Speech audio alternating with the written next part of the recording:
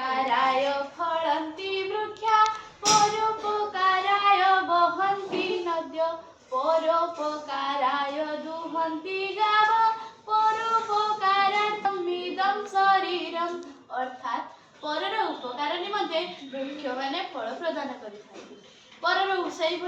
परर उपकार निमंते नदी गुड़िक बही था। नदीर शीतल जल जहाँ को आम पान कर नदीर जल में विभिन्न कलकारखाना मान गढ़ी उठी है।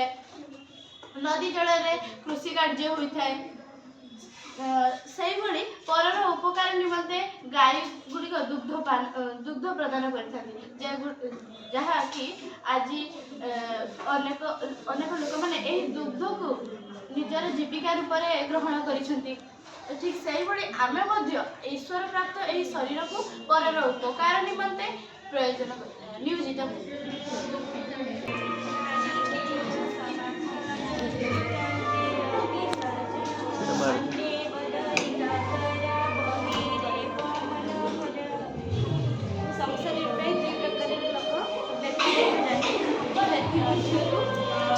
जड़े दुर्जन अन्य जड़े सज्जन।